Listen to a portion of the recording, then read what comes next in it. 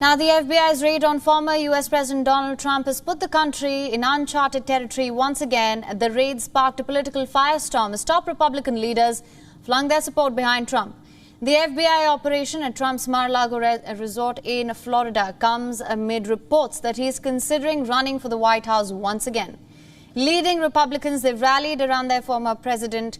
Trump's former Vice President Mike Pence, who is also potentially a 2024 presidential candidate, said that the raid smacked of partisanship by the Justice Department.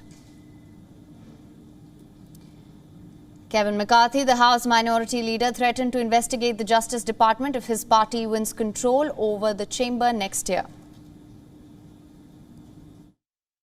We now find that justice in America is not equal. It's determined upon whether you want to go after a political person or not. And you go after your political foes, I think that's wrong. Republican Senator Lindsey Graham said that launching an investigation of a former president this close to an election is beyond problematic. What exactly the FBI was searching for and why is still unknown. But what is certain is that to obtain a search warrant, investigators would have had to show a judge that there was probable cause of crime. They also had to prove that the evidence of the crime was located at Mar-a-Lago. While U.S. media reported that the FBI conducted a search related to the potential mishandling of classified documents at the White House, Press Secretary Karen Jean-Pierre said that President Joe Biden was not informed about the raid in advance.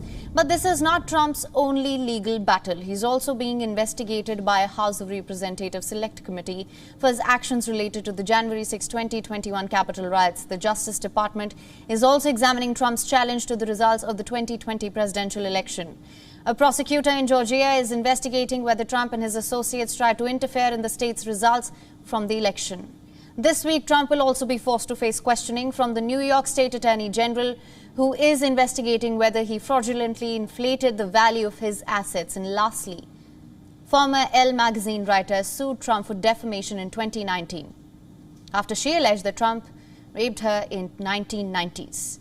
Trump accused her of lying to drum up sales for a book. And for more on this, our correspondent Susan Tehrani has sent us this report from New York. Let's listen in.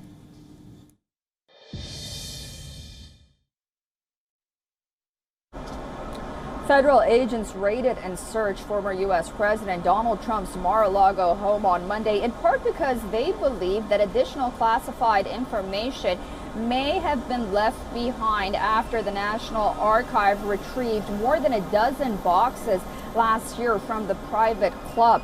The former president was in New York on Monday during the raid and was informed by his son, Eric Trump, as an additional 10 more boxes were hauled by the FBI. The FBI was executing a warrant which may signal that there may be evidence of a crime at the location. However, it's still not clear whether or not this investigation will proceed, how it will proceed, and if charges will be brought against the former president, who is possibly gearing up to make a presidential run for 2024. Meanwhile, pressure is mounting against the Justice Department and the FBI to release the affidavit or the contents of the warrant for this raid, considering the fact that many argue perhaps these documents could have been handed over through some form of subpoena. Meanwhile, legal experts on both sides of the aisle argue that there has to be more to the story than what we know so far, or else this raid simply does not make sense. Susan Tehrani reporting from New York for WION World is One. WION is now available in your country. Download the app now. Get all the news on the move.